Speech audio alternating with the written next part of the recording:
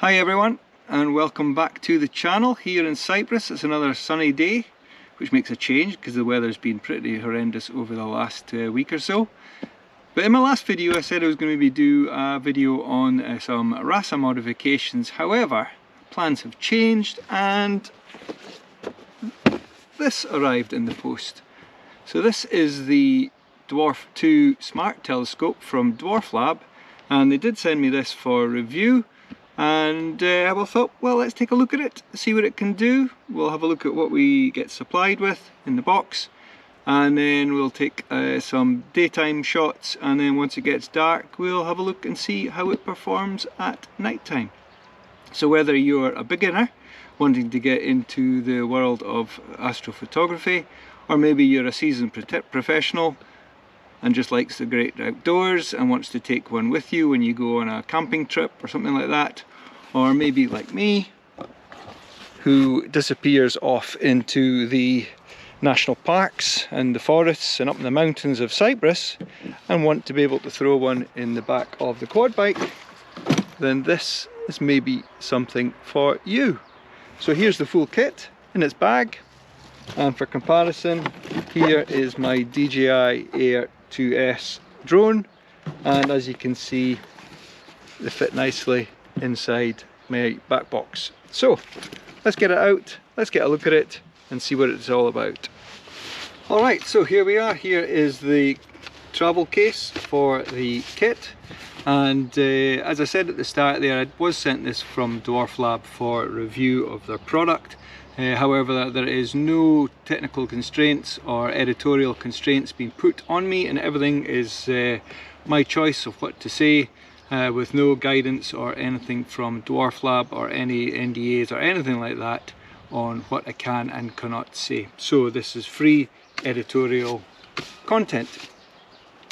Alright, so anyway, let's get into it. So as I say, here is the case. At the time, there is two variants of the DWARF II available to purchase. It comes in the Classic and in the Deluxe kit, and the set that they sent me was the Deluxe version, and there is some slight differences between them, not in the actual telescope itself but in the contents of the package. And at the time of recording, the Classic is currently priced here in Europe at €419 or 459 US dollars. And the Deluxe version is €539 or 595 US dollars. And there are currently special offers on the DWARFLAB website with the fast free shipping as well. So go and check out their website and see what their current offers are and any pricing variants for your region. And the telescope itself does come with a 1 year warranty and a 30-day money back guarantee. So as I said, there's two variants, the Classic kit and the Deluxe kit. So in both kits you obviously get the carrying case, and then we have the DWARF II Smart Telescope. And in the Classic kit you also get the small mini tripod, which has a ball head on it, and the connection on the bottom of the telescope is a standard 1/4 inch thread. So maybe you've got your own camera camera tripods or something that you want to use, and obviously that will fit any standard 1/4 inch head. And then you also get one battery, which I've currently got installed in the back of the unit. As you can see here, one battery. And then you also get a 64GB Samsung SD card with the unit, micro SD card, as I've got it installed here, but it also does come with a standard size SD card adapter. So as I say, it's a 64GB Samsung one. However, what they actually ship maybe varies depending on their supply chain, and the unit will support up to 512GB micro SD cards. Alright, let's pop the cover back on, and that is the standard Classic kit. In the Deluxe kit we also get a second replaceable battery. We also get the filter housing or filter clip, or commonly known as the spectacles, and it is magnetic, and we'll see that here if I rotate the telescope round. It clips on to the front of the telescope. And then we also get this filter kit, which comes with standard 1.25" filters, and it has a UHC contrast filter for astrophotography, and also comes with 2 ND filters for doing solar, and these are 1/1,000,000th reduction in light filtration. So you get 2 of them in the kit.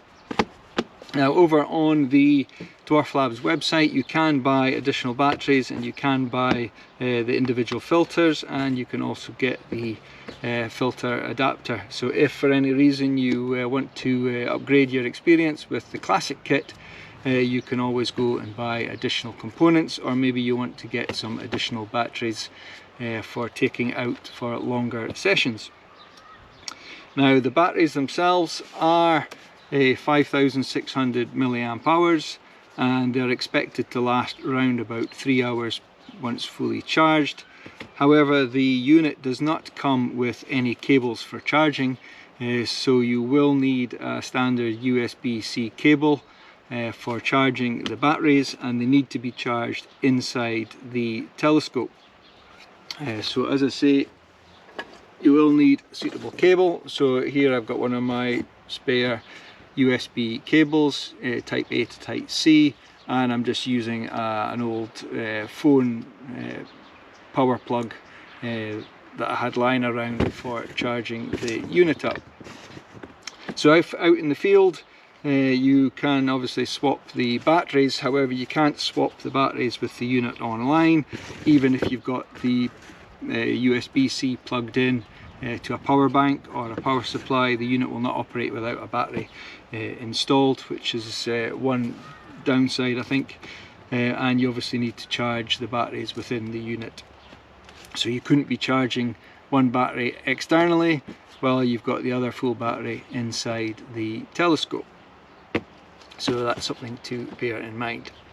And the whole kit, excluding my cable and charger, so the whole deluxe kit weighs around 4.4 pounds or 2 kilograms, and it is quite compact, as I say, for easy transporting in a backpack or in the back of a quad bike, or if you're out just for a walk somewhere. Alright, so onto the telescope itself. So as I say, telescope, at the back of the telescope we've got the battery compartment, and we've got the SD adapter slot, and then at the bottom of the foot we have got the USB-C connection for doing the charging. At the top of the unit we have got the power button, and then at the side of the unit here we have got an LED indicator, a ring indicator that tells you whether it's on or what it's doing. And then on the head, if I can rotate the lens system round, you can see here we have got 2 optics in the system. So we have got one wide angle and one telephoto, and the apertures on these units are 24mm, and the lens system is a focal length of 100mm, and the combination of the optics and the aperture gives us a focal length of 48mm on the wide field view, and approximately 675mm in the telephoto view. And this gives us focal ratios of f2.4 for the wide field and f4.2 for the telephoto, and the field of view on the wide field is 50 degrees, and on the telephoto it is 3 degrees. So for astro imaging, the recommended minimum targets are 15 arc minutes, and for the brightness is a magnitude of 9. So the camera sensor telephoto is the Sony IMX415, and it has a resolution of 8 megapixels or full 4K in the telephoto view, and on the wide field view the camera resolution is 2 megapixels or full HD, and the pixel size is 1.45 microns, and the telephoto does support 1x1 and 2x2 binning. Images can be stored on the SD card in JPEG format or in RAW format using both FITS or TIFF formats. The telescope it has a rotation across the optical head of 240 degrees across the vertical, and the rotation left to right has a rotation of 340 degrees, and the motor speed in the unit is varying from 0.001 degrees per second up to 30 degrees per second. The app for controlling the telescope is available in both the iOS and Android flavors. For firmware updates you can do over the air via the phone, or you can actually plug in the USB cable into your PC and drag across a firmware update from their website onto the SD card, and it'll do an update that way as well. Alright, for the filter holder, it has also marked with telephoto and wide field, and on the front of the lens system it has also got those markings, wide field and telephoto, so you can see it just clips on easily. And then if we take out one of the filters, for example, if we take out one of the solar filters, then it just screws into the front of the filter holder. And obviously if you were doing daytime solar, you would need to make sure that you do have both the solar filters fitted over both the lens systems. And really that is as simple as it gets. Okay, so let's go and set up the telescope now and see if we can track down the sun. Alright, so here we go, here's the telescope, and the first thing I'm going to do is remove the rubber protective cap over the top of the tripod, 1/4 inch, and I'm just going to screw this into the base of the telescope. And then on the bottom of the scope there is also a couple of alignment marks, so you just want to make sure that they're lined up so it's got its reference where it is. And now we can go ahead and switch on the telescope. Alright, I'm going to hop inside the observatory so I'm not getting cooked out in the sun, and I'll go on to the app and see what we can see. Okay, so that's the scope set up there. So if I just click connection, and we can see it's found the telescope there, so I just click that, and the app will now try to connect to it via Wi-Fi as well, and we'll click connect. Okay, so we're now connected to the app and it's looking directly at the bushes in front of the camera, and on the right hand side we can see the different operating modes. So we've got Astro Dark, Astro, Panoramic, Video, Photo, Time Lapse and Burst mode. And then in the next column we've got the feature menu. So here we can see if I click feature, we've got sun and tracking pop up, and then we've got the focus mode which activates the focus menu, and then at the bottom there we've got the photo album, and the button at the bottom right that looks like a road, that's for adjusting the speed of the motor, with obviously 0 right way down at the bottom being the slowest and the fastest at the top. So if I set it up near the top, and then down in the bottom left we can see we've got this green button.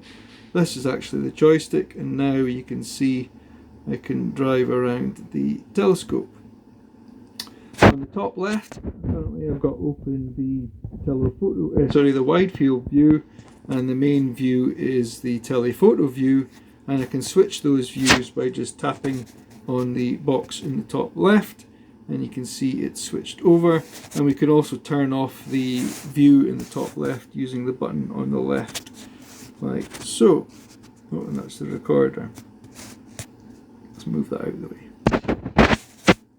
We've also got a settings button for the different views. So here we've got tele and wide, and you can adjust shutter speed, white balance, gain, and all the typical camera settings. So as you can see, we're looking at the bush and it's out of focus. So if I click the focus button and bring up the focus menu, I can hit auto and see if the autofocus will manage to track it in. Oh, we're on the wrong view. Switch across. There we go. So we've now focused in. So if I go and close the focus menu and close the settings menu, we'll get the joystick back and we can now drive around. So what we can also do is, if I find a light in the front of the garden,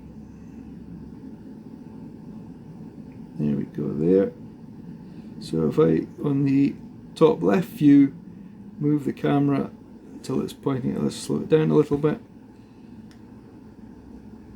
until it's pointing at the light,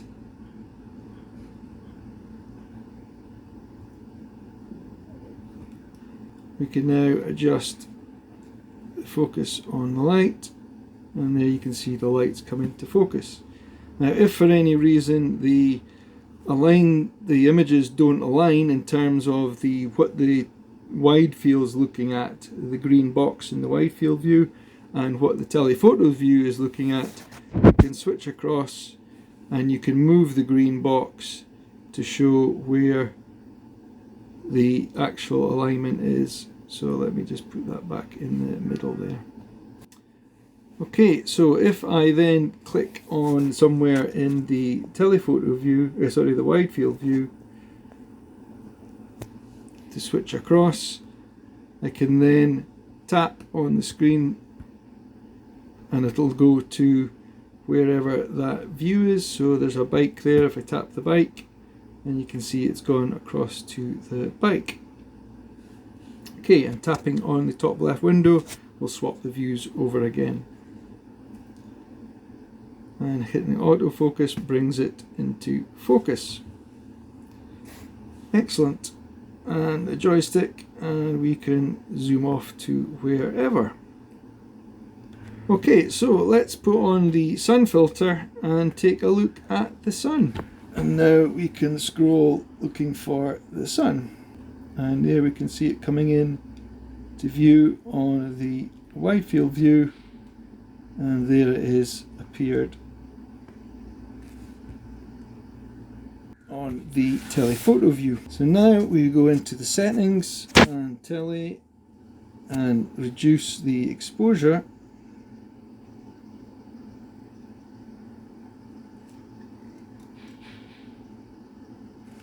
And we can see that the sun is also slightly out of focus. So if we click auto, and we've brought the sun into view. Let me just move the telescope over a bit. There we go. And let's go back to focus. Try auto-focusing again. And we can see there's the sun, and there is a sunspot, and if we can zoom in on the screen. Okay, so if we click on feature and click on sun, it'll now track the sun, and then we can adjust the settings, and we will adjust. And here we have the sun. So if the focus isn't quite right, you can obviously just use the plus and minus and try and tap to bring in the optimal sharpness. And double tapping the screen will also try to automatically focus. And to take a photo, we just click the green button. And there we're going to adjust the white balance and just change the colour. Okay, so if I click on album, we can see the images that we've captured.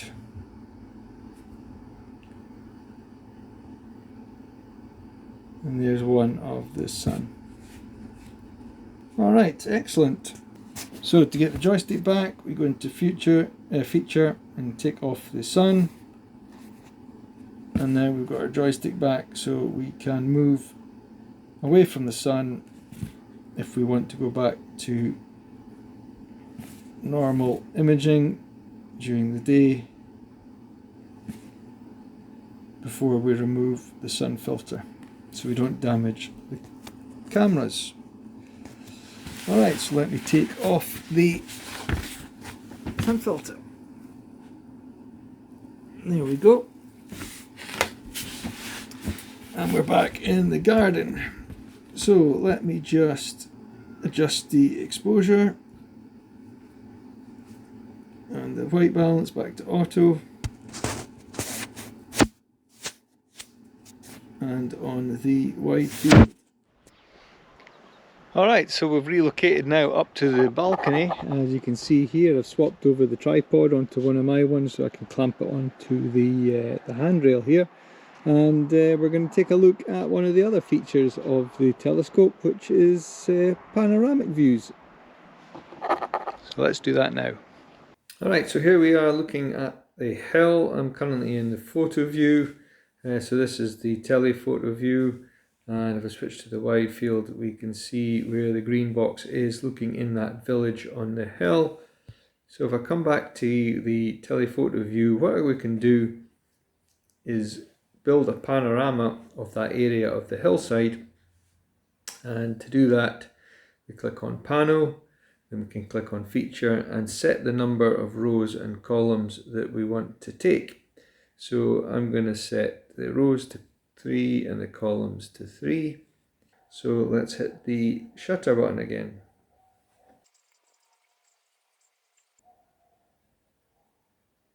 Okay, it's started the panorama.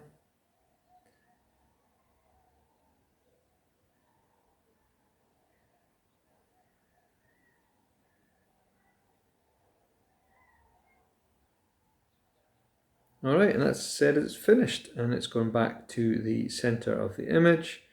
So if we click on Album, click on the panoramic view, and there we can see the panorama. So what we can do is just zoom in on the image and check for any misalignment. So here we can see a slight alignment here. Obviously it's not done a perfect job, but we don't expect it for this type.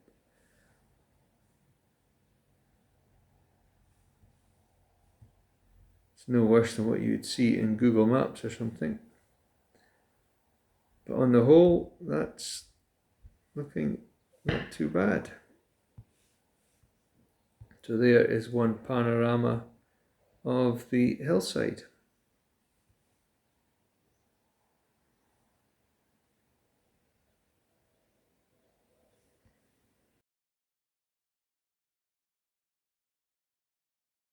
Alright, so let's open up DWARFLAB.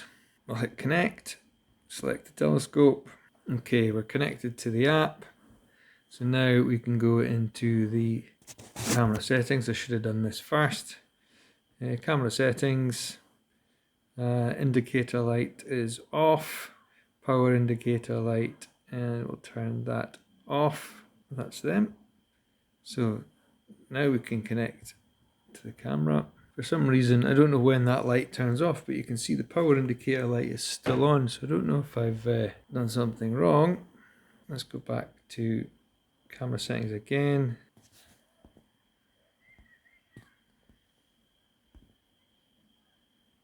That's it going off now. I just needed to turn it on and off again, so there seems to be a bug there in the software. Let's do photo.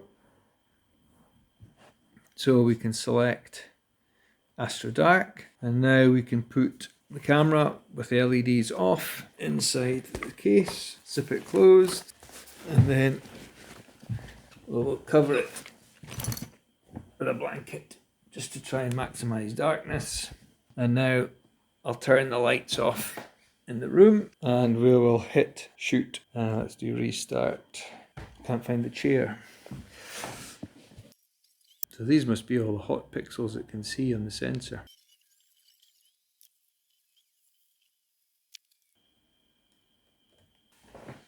Okay, so that's that process complete. So the next thing we're going to do, let me just turn on this other light. So the next thing we can do is recover the telescope, take it outside and set it up somewhere in the garden. So we'll screw in the tripod. What I'm going to do is we'll take this outside and I'm going to put it on top of the back box of the quad, which we saw earlier on. Alright, so we've not got a lot of light, but you can see behind me we have got around about a 55-60% moon. So I have got the telescope set up on top of my back box and we've got the lens opened up pointing up to the sky, roughly towards the Polaris North Star.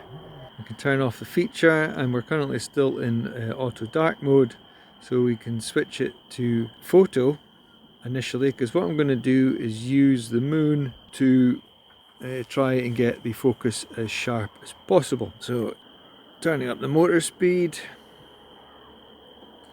and now we will just slew the scope round to try and find the moon. Okay, we hit the limit that way, so we'll go back the other way. Okay, we've got some stars there, so we'll try and do the calibration first with what we've got, and then we'll maybe use the plate solve to find the moon. So if we switch to Astro, click on feature, and we can click on the Goto tab and click the calibration. So it's scanning the sky, taking screenshots, or captures I should say, and it's plate solving the sky, comparing it to an internal map and working out its position. So that's completed successfully. So now if we click on the auto go to, we can select a target. So there we can see the moon. So let's click confirm, and it's going to go and locate the moon.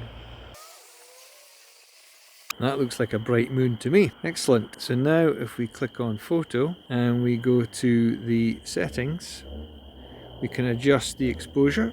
So at the moment we've got exposure rate of 1 second, so we want to lower that right down, and we'll probably want to turn the gain down as well. And we're starting to see the moon. There we go. It was the IR. So I've turned on the IR cut filter, and that's sorted that colour problem out. There we go. Alright, so it's wobbling there because I'm actually using my tablet on top of the back box as well, on top of the quad bike. So I've double tapped the screen and it's done an autofocus. So there is the moon. Let's move it down a bit. There we go. Double tap. So I'll click on focus and just see if I can get any sharper myself, which I doubt it. Let's zoom in. We've got to remember that we're dealing with a very small aperture here, so we won't get the same level of resolution as you would with, for example, my big telescopes that I've got.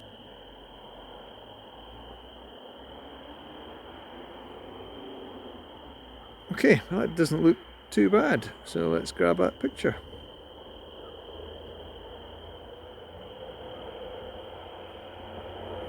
Okay, so I'm back inside again. I have moved the telescope up to the balcony outside the bedroom here. It's a lot darker up here than it is downstairs at the front of the house, and also earlier on I had a lot of problems with the brightness of the moon, and I think there was also high level cloud that was interfering with the telescope's functions, and it wasn't tracking properly. It was having difficulty plate solving.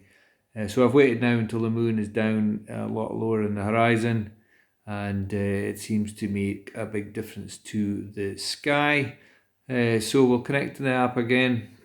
Okay, so here we can see on the screen we have got the live view of Andromeda, and if I go across to the settings and toggle on and off the IR cut, we can see we get rid of all that infrared that was causing it to go a very magenta colour.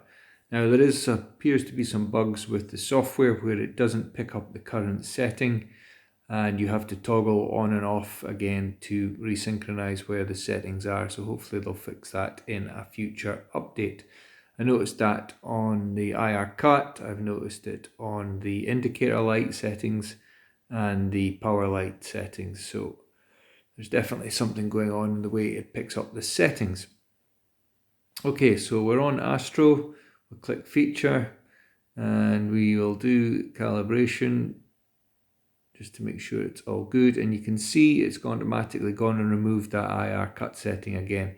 So it doesn't hold the settings that you set on it for some reason. I don't know whether it's by design or there's something else going on, but you have to go and remember that to turn those settings back again. Alright, so what it's doing now is the star alignment. So it's doing a 3-point check of the sky, and it will do plate solving of these stars it picks up in the image against its internal database and works out exactly where it is looking. So it's on the second calibration point now, and it's on the third. Excellent, so it's confirmed that. And now if we go to Auto Goto, and we can check or select the target, I should say. So if we go, as I just was there, Andromeda Galaxy, let's confirm. And it heads off and it does its plate solve. And there we can see we've got showing up the core of the Andromeda Galaxy. So if I put on the IR cut again and increase the exposure time to 5 seconds and reduce the gain, I think, slightly to say 60. So let's go to feature again and choose the count, and let's do a count of say 24. That will give us 24 5-second images stacked, and we'll see how that comes out. So 24 times 5 seconds is 2 minutes. So hit confirm and hit the shutter button, and I'll turn off the wide field.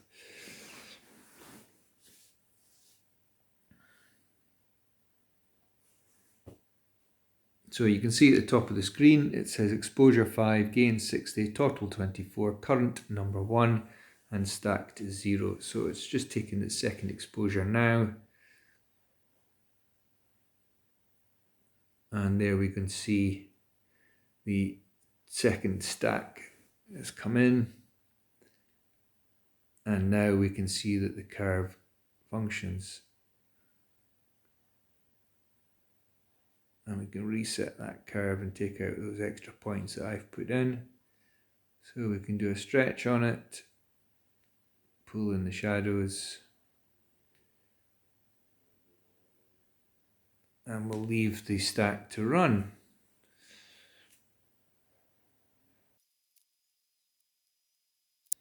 Okay, so there is the stacked image, and let's reset that. Green was selected. Let's go back to the luminance and just push up the. So for only 2 minutes, we're already starting to see some of the bands in the galaxy. So obviously, if we left this a lot longer, we'd probably start to pick out some more detail. And if we switch back to the live view. Alright, so let's go to another target. So again, we can just click Go To, and let's pick the Triangulum Galaxy. I think that's in view. We'll soon find out. And off it goes, plate solving. Alright, so again, we can go to here and increase the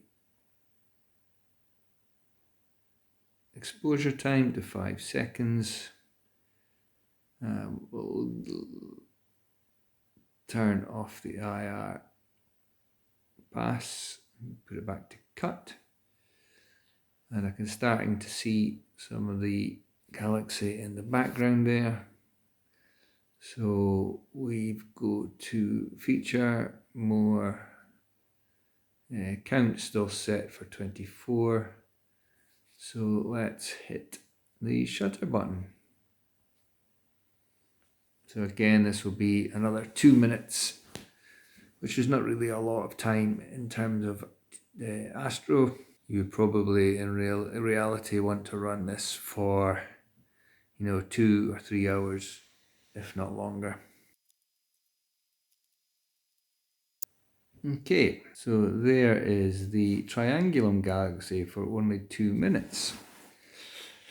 And it looks like we can just start to see some of the structure forming in the galaxy. So I dare say again, if we left this longer, we would probably start to pull out more detail.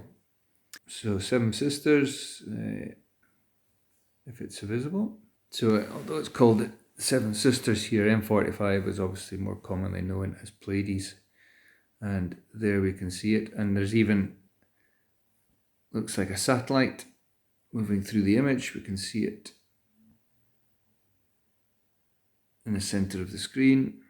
And it looked like there was another one going vertically that just shot through.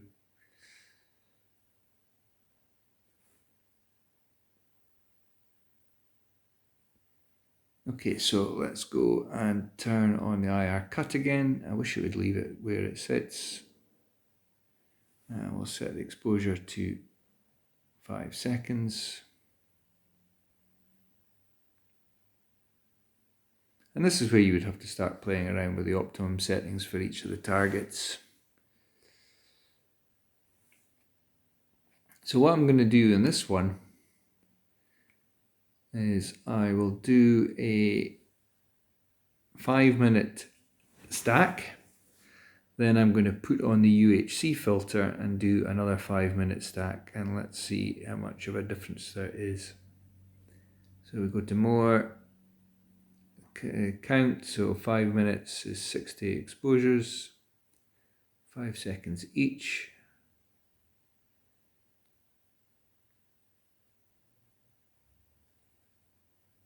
And hit confirm, and let's do the shutter. Alright, so I will pause this while it's doing it. Let's just wait for it to start. There we go. So exposure 5, gain 80, total 60, and current 1. Okay, so I'll be back in a minute.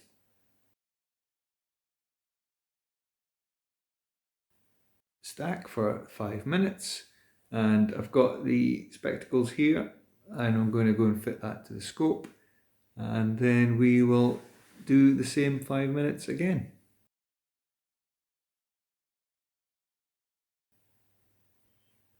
So let's see, we're on 60 frames, and let's hit the shutter button, and we'll leave this one for 5 minutes. Let's just take in the first exposure.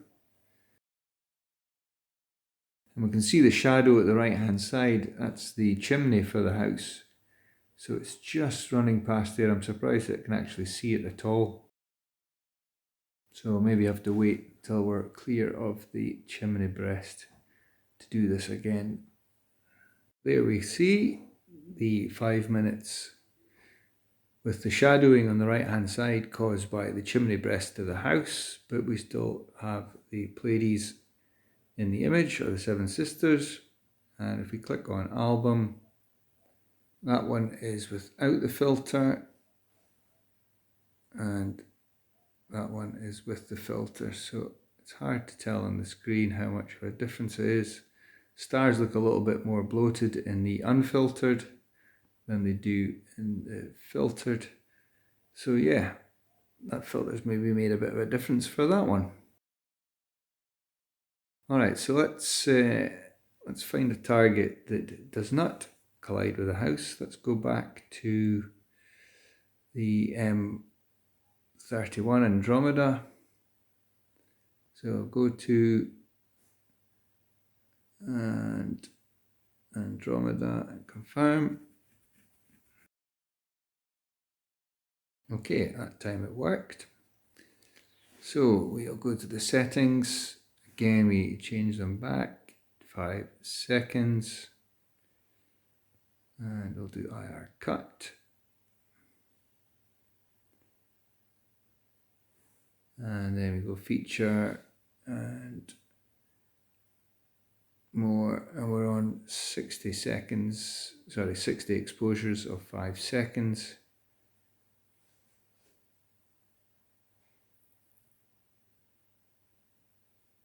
Which is 5 minutes. And let's increase it this time to 120 exposures and see what this comes out like.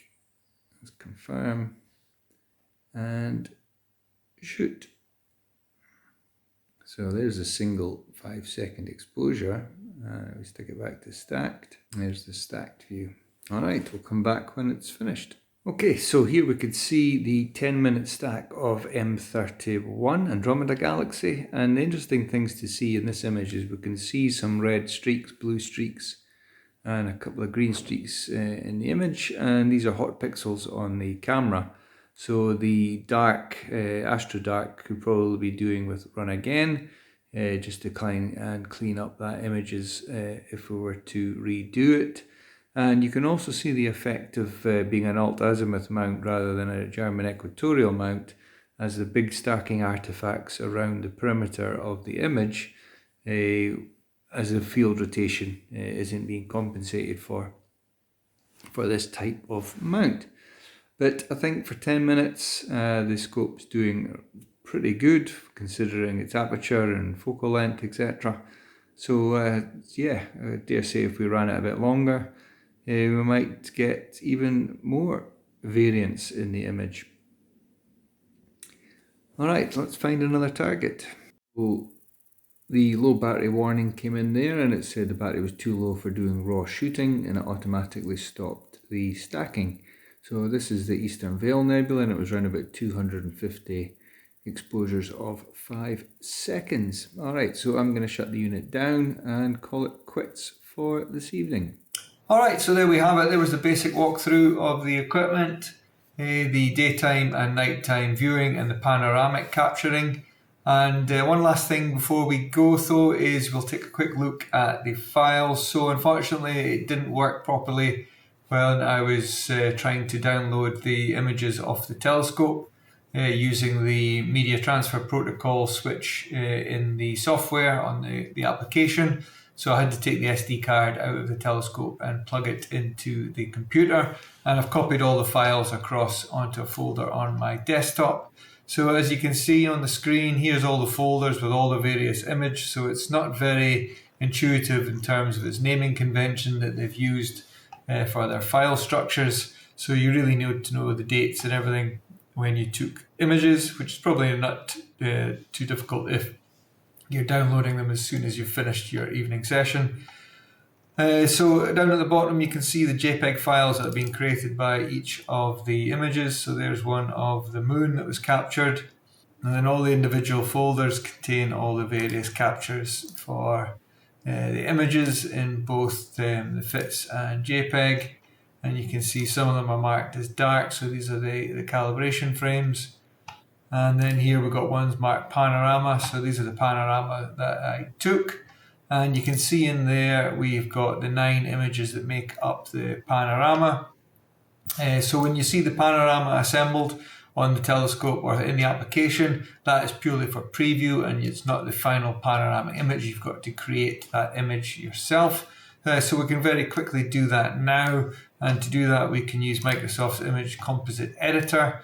And it's simply a case of new panorama from images, select all the images from that folder, and in the right hand side you can click structured and set the number of columns, so I know it's 3 by 3, and then we can simply do stitch and let it run,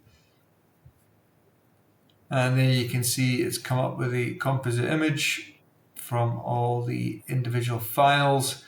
Then we can hit crop, and this will allow you to then chop in the outside border from the various adjustments made to the images to get them to stitch correctly. So once you've pulled in the border, you can hit the crop and then export. And we'll just leave it at 100% its size, or you can adjust the size and the file format. So we've got JPEG, PNG, TIFF, etc. So I'm going to choose PNG, and we just hit the export button. And that's it exported. So you can see it's very clean. Don't see any joins. There's maybe some buried in there somewhere, but it's looking really good. And there is the stitched image. Very simple, easy to do. And as I say, very clean, no joins or none that really stand out. Even all the wires and the power cables there are looking cleanly joined.